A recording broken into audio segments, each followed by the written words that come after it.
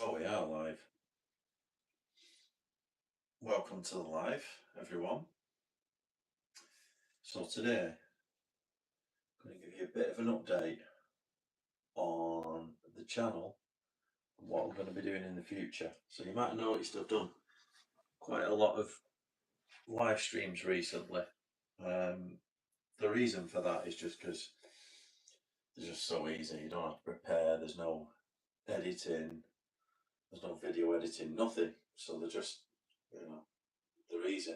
I also found that once you've done quite a few videos, if you've got a catalogue of videos across the topics and the talking points that you want, the next step is you need uh, a specific audience to see that content. So most creative videos are like digital assets, they're just there, and then you can refer to videos at times and things like that, and people can just find them, right? But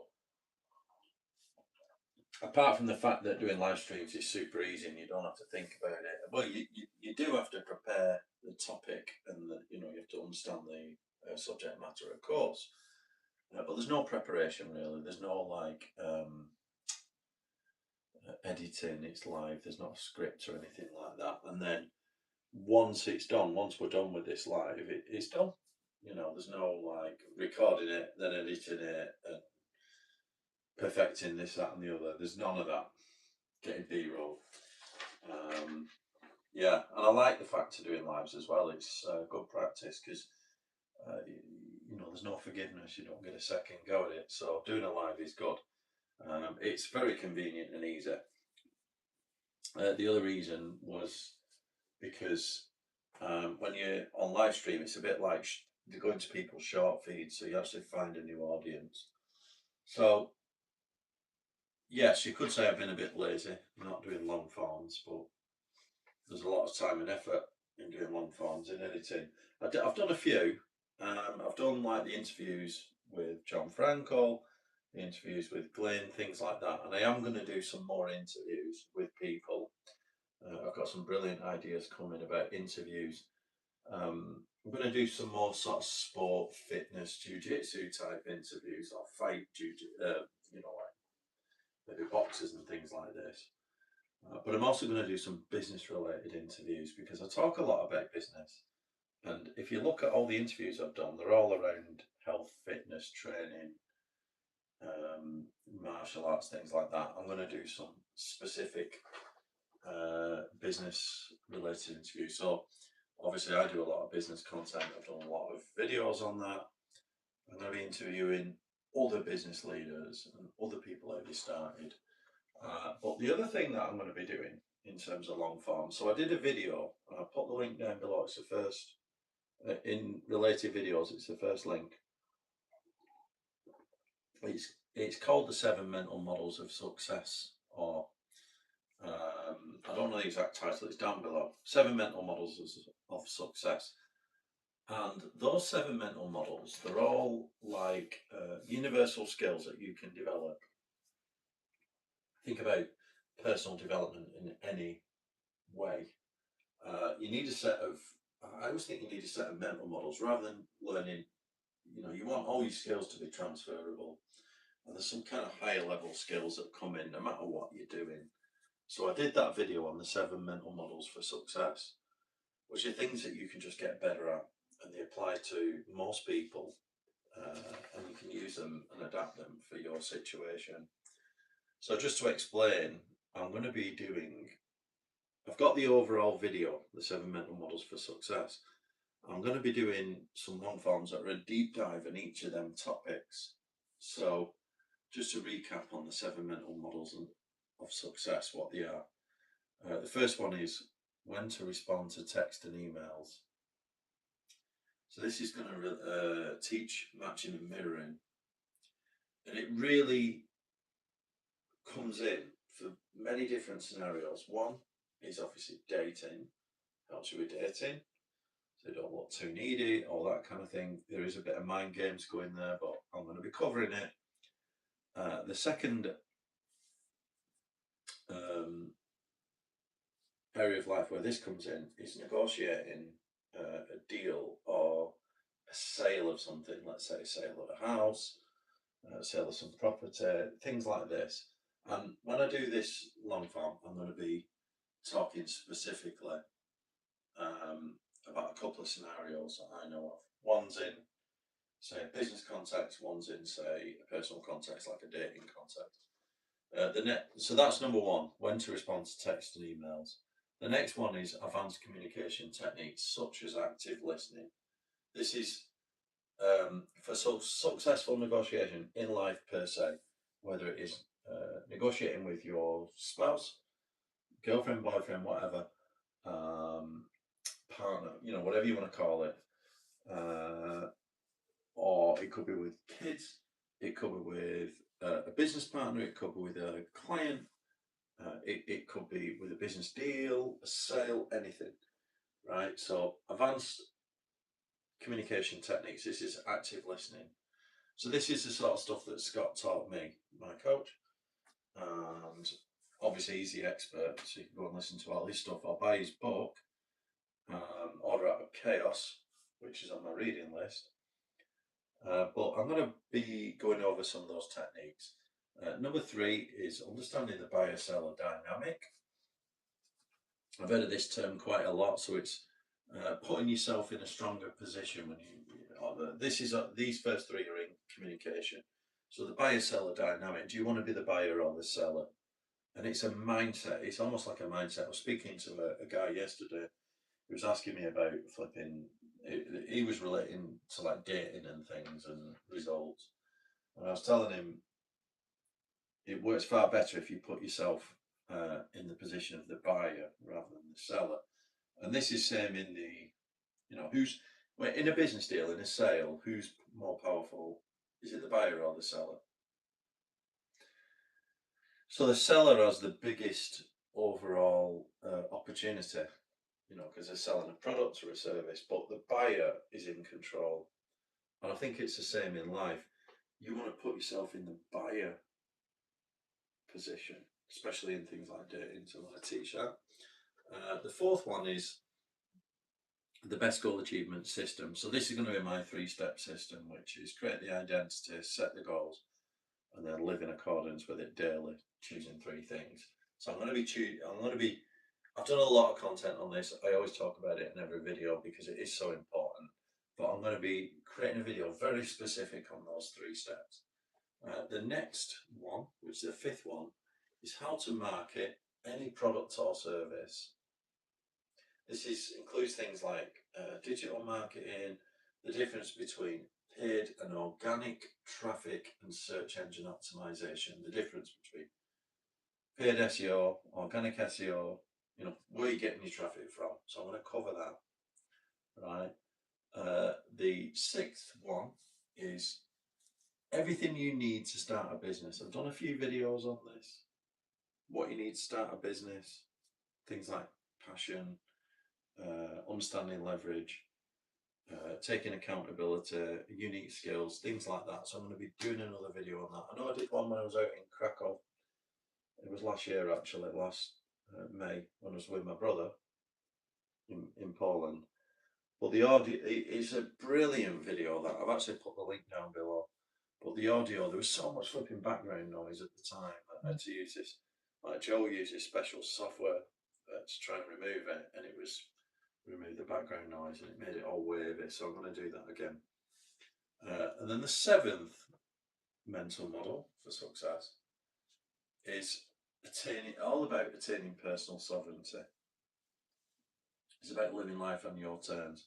And this, you could say, is more of a mindset again.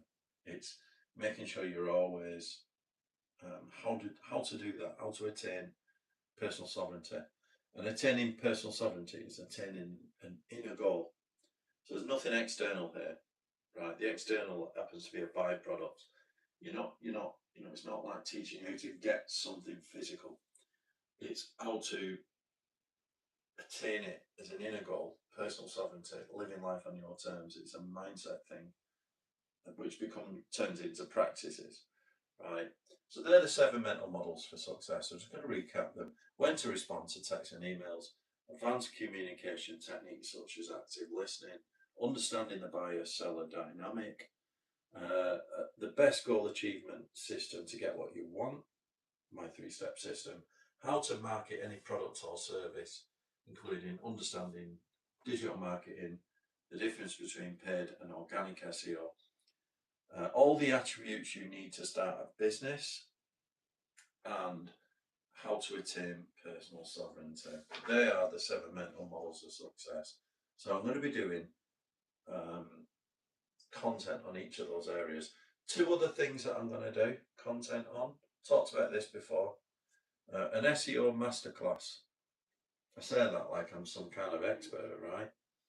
I don't think I am, but I've come a long way. And the people that work with me are experts in business in that particular field, but I've seen it all, done it all. I'm doing a lot myself. So SEO Masterclass, just the basics of what to set up to get going, because I see a lot of people, speak to a lot of people, they start businesses, they create a website, first thing when I have a look, no SEO, no organic. They might do a bit of paid because everyone thinks, yeah, I'll just sponsor. But the problem with that one is if you just keep relying on paid or outbound, cold, whatever kind of outbound cold approach, whatever you're doing, you'll be forever chained to that unless you understand how to build organic traffic over time. It does take time. So I'm going to be doing one on that. It is related to how to market a new product or service, but I'll do a specific video, like very skill-based, do this, do that. And then the other video I'm going to do is about the business scorecard implementation. So I have done a live on this. I think I've done a live on the SEO as well. I have done a live on the business scorecard, but I'm going to do a long form with graphics so that you can screenshot it. Maybe some resources. This is based on the EOS business scorecard. And I'll give you some live examples of how I have implemented that. And the benefits of the business scorecard, including it's one of the best ways to predict what happens next in business. Way ahead of a profit and loss of P&L. P&L is after the event. You can't. You can tighten up your P&L and do it more frequently, but it's always measuring after the event. It doesn't give you any prediction forecast. So most forecasting is like finger in the air. This one with a business scorecard, you do have more of a say, because it's based on, if you think about a funnel, there's always a relationship between a sale at the bottom to how many proposals or whatever, the steps of the funnel, and then how many meetings or whatever, and then right up to impressions. How many people see your products or service as an advert, right? How many people click through, right? How many people actually go to, if you've got a service, it might be speak to you on a call, book a call. What's the conversion? Is it book a call, or is it just buy direct from a website? You know what I mean? And for every sale, there's a relationship all the way up. So in theory, for every sale, you might have 10 proposals going out. For every 10 proposals going out, you might need, or like 5 proposals, whatever, otherwise. Well, no, we can go 10. For every 10 proposals going out, you might need 20 meetings. For every 20 meetings, you need, I don't know, 100 inquiries. For every 100 inquiries, you need 1,000 clicks. For every 1,000 clicks, you need 30,000 impressions. Do you get what I mean? So there's always a relationship. So for every sale at the bottom, let's say at the very top, you need that 30,000 impressions. Sounds a bit ridiculous, that. I don't think them numbers are right. You probably get 10 sales off 30,000 impressions. But for argument's sake, if your impressions half, then in theory, your sales half. So you might think, well, how do I double my impressions? Well, okay, then you're into advertising. Is it paid? Is it organic? I can create organic keyword research, whatever. or I can sponsor a really good high, as Nikki calls them, a hard-working marketing asset. And then you'll up your impressions because you've been seen, and you'll up your clicks, hopefully. If there is the relationship between clicks and impressions changes, well, why are they not clicking through? You know what I mean? There's all that, but essentially, that's the business scorecard. So it allows you to predict. So in other words, you can look at it and go, okay, if we get this much traffic, particularly at this time, we should end up with this many sales, right? So you can see the future. You can almost see like 3 months in advance. You can see things if traffic is dropping, impressions and clicks, slowly dropping week to week. Let's say you're tightening up, you're thinking, right, we've got really good now, we're going to tighten up our marketing budget, our advertising budget, and cut back on your PPC spend, and then your traffic starts going like that. You can pretty much know that in 3 months' time you'll end up with less sales. So I'll do a bit of a video on the business scorecard because I do think it's useful for those that are trying to track metrics and run businesses. So yeah, that's a bit of an update on the channel. I'm going to be doing, as well as lives, I do like the lives, like even now, when I want to talk about, you know, the 7 mental models for success, I can't even display it on screen because it's live. I can show you my notes, which are that. You can take a screenshot of that, but even that you have to mirror it because it's on a live. I know if I do use, in the past I've used streaming software like StreamYard, or what's the other one? Restream or StreamYard. You can do it on your computer and, you know, share the screen, but my lives are just doing it on my phone. So yeah, when I do a long form, I can screen record, or, well, I could get streaming software and do it like that. So yes, that's what I will be doing. Other than that, yeah, everything's going well. I was just sat outside. It was a great morning, you know. I'm going to add to this list. I know I've done this to death, but it's so important. Daily routine, I'm going to call it. I'm breaking it down a bit more. So my morning routine, obviously, I've been out doing training this morning, jiu-jitsu, and then come back. And I've gone straight out in the garden with my, well, you can see the mirror actually, my journal. I've got the sand colour at the minute. It's my journal. The journal for goal achievement. Links down below. I've got my notebook, and then still reading. I'm reading a couple of books at the minute, but I still keep going through this, which is Guerrilla Jiu-Jitsu, Dave Camarillo. So I go outside with my, do my journal, do my reading, and I thought, it's fucking paradise. I'm sat outside. Obviously it's winterish, December, but it wasn't too cold. I was sat out there thinking, this is so nice. It was really peaceful. You know, you can't beat it, especially after you've been training. You come back, make a brew, and just chill and do your journal. And it started bloody raining, didn't it? And I can handle a bit of rain, but it was really lashing it down. So I had to come inside and do this, but I wanted to do it outside. But when I do my part of my morning routine, because I'm going to do a video on daily routine, morning routine, I wrote down in the gratitude section, like, obviously I'm grateful to do the morning training, my health and all that. Another one is like the amazing peace outside in the garden. It's flipping brilliant.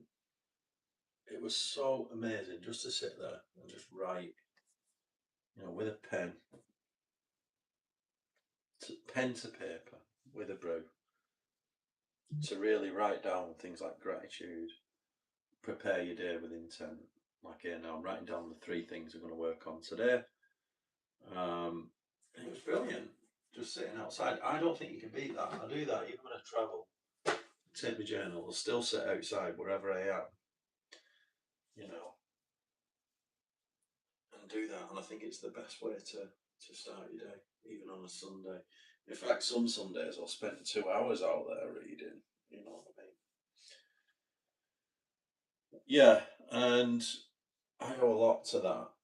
You know, talk about the 7 mental models of success. Just a point, labour this on the daily routine and sitting outside. Let me get rid of that notification coming up on my phone. Sitting outside and doing the daily routine. Pretty much all the ideas that I come up with, all the planning, all the thinking, all, you know, anything to do with business or life,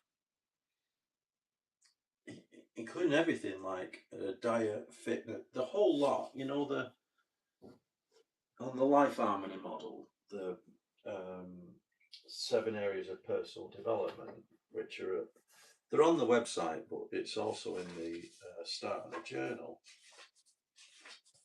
Categories of personal development. These, right? Everything I've ever achieved on all them areas. That's an example, by the way. That's not mine. Which are physical, mindset, spiritual, relationships, financial, occupational, and lifestyle. Every single thing I've ever achieved, certainly in recent years I'm talking about, because I haven't been journaling forever, only about 6 years now. But every single thing I have planned, every goal I've planned and achieved has come from me sitting in that garden. Everything, right? Every book, even this damn journal, you know what I mean? Even the journal I wrote from ideas that I write about and read about. So when I have that daily routine, I read and write. That's what I do. It's read and write. It's writing down what you're doing and then reading about other things, topics. All the knowledge is contained in books. And it's so powerful to have that little time to yourself. I do it outside. It's very peaceful. The pin squirrels running about and you can hear the birds and whatever. Yeah, as long as it's not raining. And I always find that that is the time when I have the best ideas. I used to think that I was a nighttime person. And I do come up with good ideas at night. I used to always think that, you know, late on, I know some people do this, they come up with ideas. And it's why you've always got to have a notebook to hand, right? You've always got to think about writing things down. Whenever you think of an idea. So what I do, right, is in my books, I underline everything and write little notes. And then I was thinking, I ain't really got an example.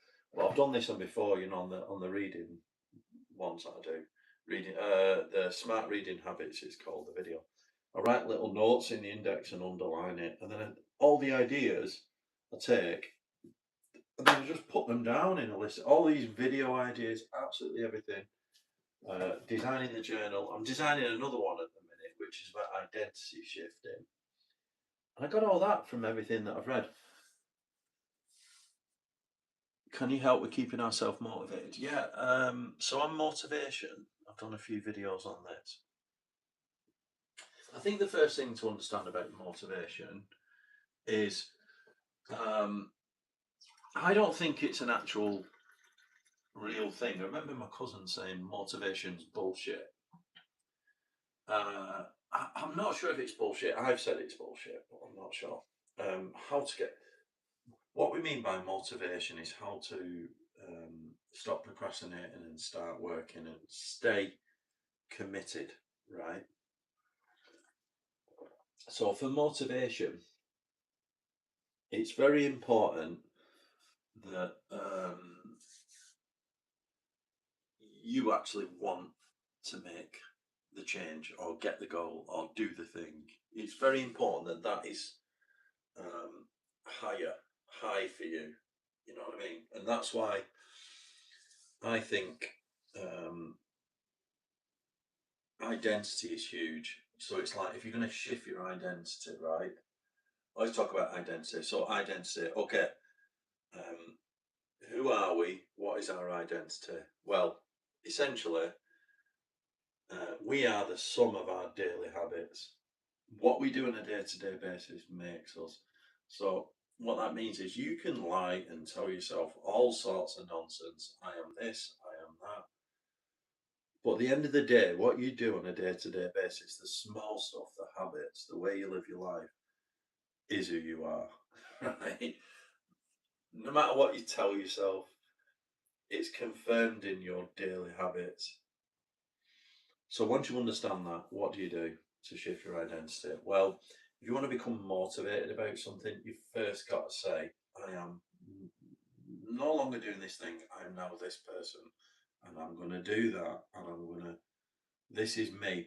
And then immediately, right, you start living in accordance with that identity, that new identity. And that might be, it's pretty easy then. You can just break it into a set of habits. And then those habits will then eventually confirm that identity. They'll reinforce it because it's like habit reinforcement. And then all you do is you keep tightening that up. Just keep. So your identity is almost like your highest level goal. And it has to be on the horizon. It has to be pretty ambitious. You stick it on the horizon. Right. And then you then create in the middle, the 3-step system is identity, goals, daily habits. So if you think identity, we do that. It's your highest level goal. And then you break that down into some goals which might align to them categories of personal development. So that might be, you've got some fitness goals you've got to attain. Might be like, you've got to lose some weight, whatever. You might have another one on like business or career, right? They're like the detail under your identity. And then what you do is you start living in accordance with it every day, right? So how do we get motivated to do that? Well, yeah, you've nailed it. Motivation, this next comment, motivation comes after action for me. This is it. You've nailed it. Motivation isn't a thing. It's like you've got to know what you want. Right. So you create that identity. I want this thing. Right. And then you got to know who you want to be, which is your identity. You then set, some golden targets. This is like your to-do list. And then every day you take action, small steps, which is in the form of habits. It's small steps. And if you think about achieving any goal, it always takes time. And it's like karma, right? If you do enough of the right things consistently over time, you will eventually get a result. Doesn't mean that if you do it once, you just get, there's no get rich quick. And achievement is, it's ups and downs. It's like a flipping stock chart. But just like karma, the more good karma you do, the more likely you are to get it. And even if you have a bad day and a good day, the idea it will average out just because you keep laying down good karma, right? So in the fitness example, right, if you really clean up your diet, right, really clean it up and start really eating better, focusing on your health goals for enough time, there's no way you will not see results.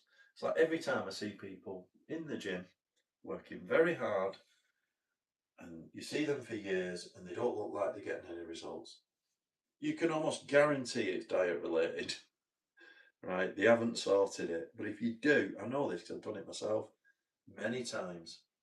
If you control your diet for enough time, you will get better results in the gym. It's like karma. It's like if you, right, in business, if you show up consistently and speak to people and like lead generation, get more meetings, make more phone calls, eventually you will get more results. It's like the whole business scorecard thing again, you know what I mean? Top of the funnel. If you fill in more people at the top of the funnel, more will come out at the bottom, right? So that's what it is. The action is taking daily action, small daily action. So yeah, you get motivated when you start taking action. And sometimes, if you think about taking action on something, So how do you get motivated on a big change? Well, the fact that it's a big change means you're moving out of your comfort zone. So the first time you try to do anything, there's going to be resistance. So it's understanding that there will be resistance, just because it's like habit formation is hard. Our brain, subconscious brain, wants to go back to very comfort, right? Wants to go back to comfort because it's uncomfortable.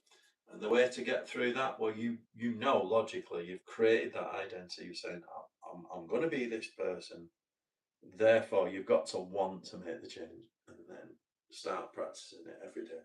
And every day you do it, you reinforce the habit. It gets a little bit easier. And eventually you start to enjoy it. It's like when I first started journaling, it was a bit weird. Now I absolutely enjoy it. In fact, no, I really enjoyed it from day one, but it was hard to, every day, what, I've got to do this. It's like sticking at it. Now it's a pleasure. It's like I look forward to it. Same with the gym. I said this before. If you've never been in a gym before and it's the first time you go, it's horrible. Right? It's absolutely horrible. Now, if you've been going a few years, no longer horrible. It's great. You love it. Right? And it's the same with anything. So motivation, I think the first part is you've got to want to make the change. You've got to be, whether that's you get so fed up or you get some shit results, or you've been your girlfriend's left you or whatever, you feel like shit. Great time to get some good results. You've got to sometimes. I know in the on the Nikki did a little. We did this. It was like an Ask Andy thing for the Goal Achievement Hub on socials, and we did a response to it, and I had to answer all the questions. The first one was about motivation and what keeps people motivated. Why is it hard to be motivated? And my question was kind of twofold. I said the first part is you've got to want to make the change. Sometimes, I've heard Tony Robbins say this, it's when the pain of staying where you are is worse than the pain, because change is painful, but which is more painful, staying where you are. Sometimes you have to get to the point where you're so fed up, or you end up with a traumatic event, like a really painful event that forces you to make the change. Wouldn't it be better if we didn't need that traumatic event to force us, and we just got better? And I think like one of the mental models is the best goal achievement system, which is obviously mine. I learned from, it was like a mix from Tony Robbins and from Scott, and I developed it myself because it's really easy to do. But once you get used to doing that, you can then just set a goal and achieve it, and not even feel that initial resistance and pain, just because you get so good at it. Question from a young lad. Right, okay. If you were to instill one mindset shift or one piece of knowledge to your younger self, what would you tell him? Right, okay, to be successful quicker. Ooh. Okay, this is like, if you could go back. I think the first thing is, right, you can't go back in time, unfortunately.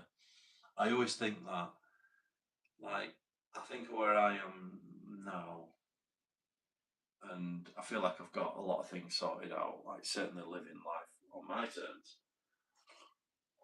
And if I could go back, if I just did this, I'd be so much more successful. I always think that was a late starter. I could have been more successful. Yes, of course. But part of this is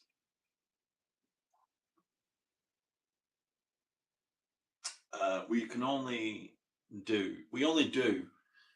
It wouldn't have been any different because we had the knowledge that we had at the time, right? But if you could turn back time, firstly, the knowledge I've got today, there's no way I would have had 20 years ago because I wasn't developed.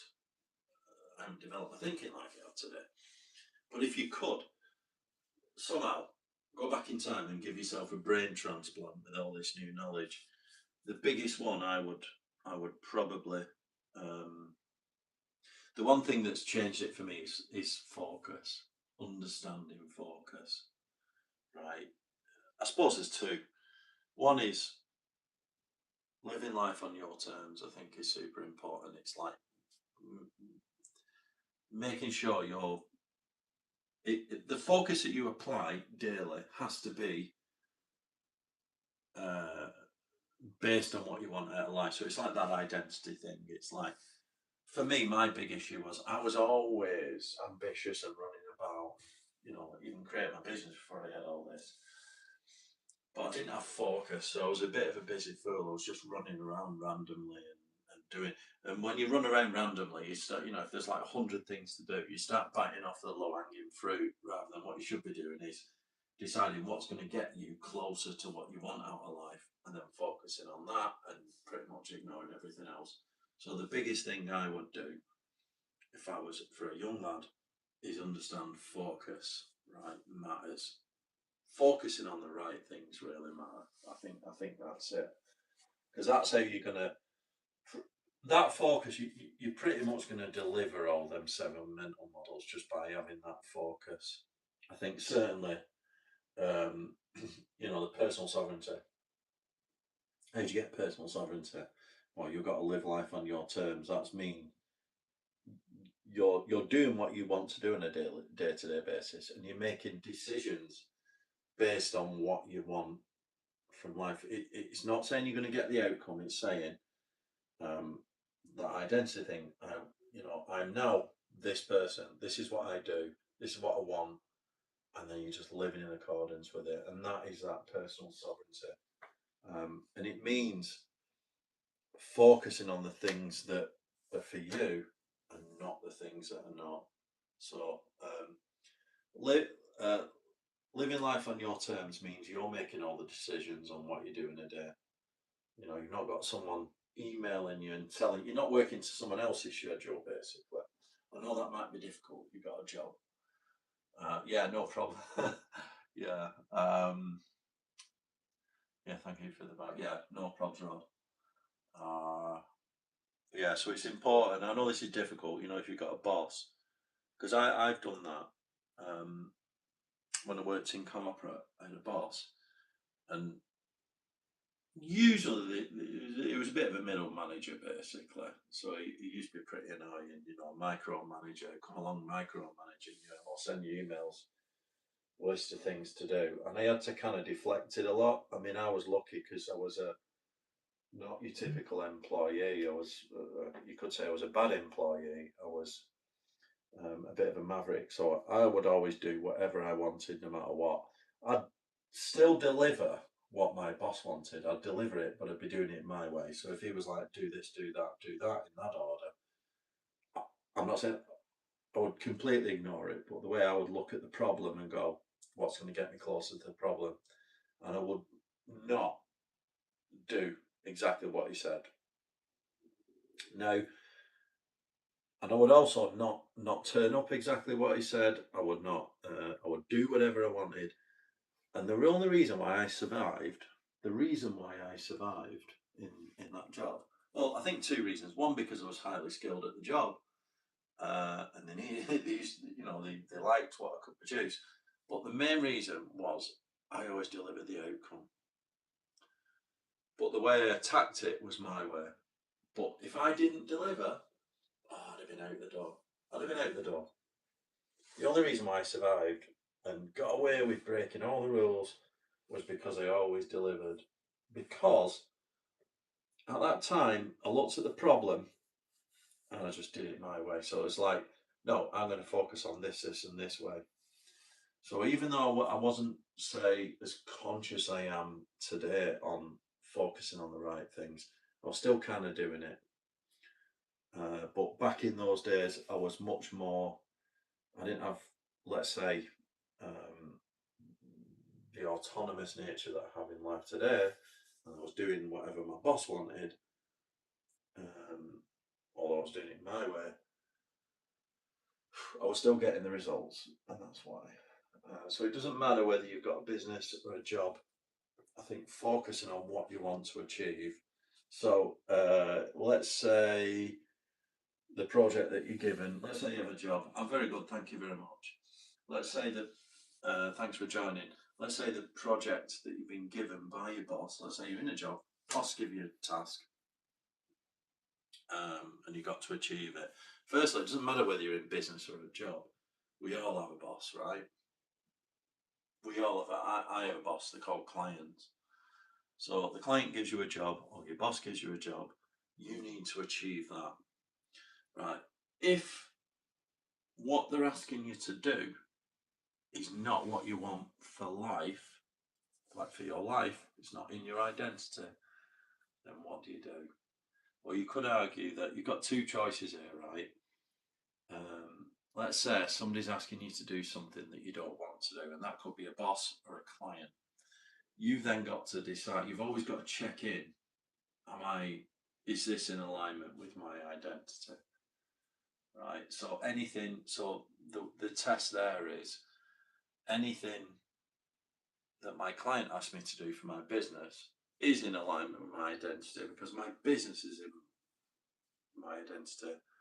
That's part of me, and my business is important to me, and the success of my business is more important than a client asking me to do. Let's say it was something that I didn't want to do. Nothing's beneath me. It doesn't matter. That is okay. If you're in a job and your boss asks you to do something that steps way outside your boundaries, that might be a time when you question, do you really want this job or not? Is it in alignment with my identity? And you'll tolerate it, it's fine. But if you're thinking of changing career because you've decided, you don't make any rash decisions. But you then start working towards that change, the new job as part of your identity. But you might have to suffer the existing job for a bit longer, and that's fine as long as you're working towards, the small daily steps. You start taking action towards your new future, and that's it. All right. Corporate is like the military, yeah, with strict hierarchies and micromanagement. Yeah, okay. Yeah, my experience too. I remember, I've worked for small companies, big companies, all that kind of thing, and there is a big difference. But I remember I need it. It's almost like you've got to experience it, right? Well, you don't have to, but it is good to experience that. But I think the corporate world is kind of dying, really. Now, there are big, massive corporates, but there's fewer of them, and they're even bigger, and they're more global. Um, yeah, it's a totally different world. I say I couldn't go back, but my clients are all corporate, so. Mm. Right, thanks everyone. I'm gonna have to shoot because I need to get a few things done. Shooting, I'm going out today, so I've got to go and visit some people. All right, have a nice day. Thanks for listening, everyone. I'll be recording those long forms soon. Hopefully, they'll be valuable, touching on all them 7 mental models for success and the two. I'll just recap. Right, so I'll do long forms on these topics. When to respond to text and emails. I've already got one, but I'm going to do one more on the psychology of it and how that applies to every area of life. Advanced communication techniques such as active listening. That's going to take a bit of prep because that's stuff that Scott taught me. Understanding the buyer seller dynamic, where you want to be. The best goal achievement system. So I'll go through that. I know I've done many, but I'll do it again in step by step. How to market any products or service, understanding things like the difference between paid and organic SEO and traffic. What are the attributes you need to start a business? How to attain personal sovereignty, so it's living life on your terms. And then I will also do 2 other long form videos. One, SEO Masterclass. So I'm not saying I'm an expert, but I've got quite a lot of knowledge, and I'll do what I would do if it was brand new from scratch. And then the business scorecard implementation, which I think is mega for predicting the future. And I'll do another one on my daily routine or the daily routine. morning routine, evening routine, all that kind of thing. Right, cheers. Thank you very much. Thanks for all your comments. And yeah, see you all next time.